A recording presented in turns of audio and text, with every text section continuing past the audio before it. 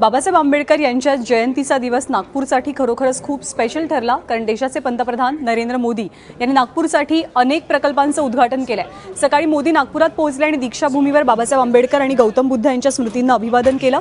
तेथील पवित्र स्तूपास भेट दिली। यावेळी काही वेळ मोदींनी ध्यानधारणाही केली। त्यानंतर बाबासाहेबांची दीक्षाभूमी या टपाल तिकिटाचं प्रकाशन करण्यात आलं। त्यांच्यासोबत राज्याचे मुख्यमंत्री देवेंद्र फडणवीस, राज्यपाल सी विद्यासागर राव, केंद्रीय मंत्री नितीन गडकरी, प्रकाश जावडेकर आणि रिपाईचे अध्यक्ष रामदास आठवले हेही उपस्थित होते।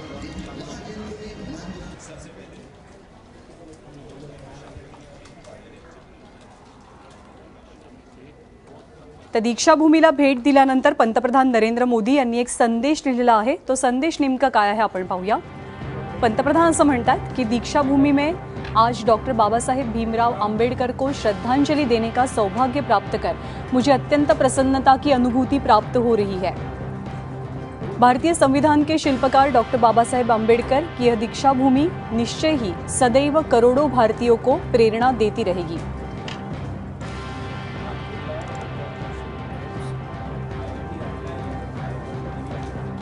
दरम्यान शैक्षणिकदृष्ट्या सुद्धा नागपूरसाठी आजचा दिवस अत्यंत महत्त्वाचा ठरला। 3 महत्त्वाच्या प्रकल्पांचं भूमिपूजन करण्यात आलं, ज्यामध्ये IIT, IIM आणि एम्स या 3 प्रकल्पांचा समावेश आहे। ही सुद्धा मोठी भेट नागपूरला मिळालेली आहे। Indian institute of information technology Nagpur जवळच्या मौजे वारंगा या ठिकाणी बनणार आहे, उभी राहणार आहे। 98 एकर जागेमध्ये IIT तयार होणार आहे। देशामध्ये अशा प्रकारे 20 IIT उभारल्या जात आहेत। IIM नागपूरमध्ये येत आहे। नागपूरमध्ये IIM अहमदाबादच्या मदतीनं नवीन इन्स्टिट्यूट सुरू केली जाईल।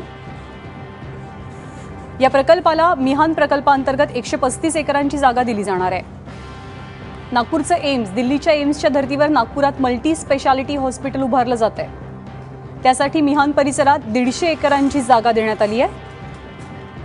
260 बेड्सच्या अत्याधुनिक हॉस्पिटलसाठी 960 कोटींचा खर्च अपेक्षित आहे। विदर्भ आणि मराठवाड्यातल्या कोट्यवधी लोकांसाठी स्वस्त आणि दर्जेदार वैद्यकीय सोय यामुळे उपलब्ध होऊ शकणार आहे। या 3ही संस्थांचं भूमिपूजन आज पंतप्रधान नरेंद्र मोदी यांच्या हस्ते करण्यात आलं।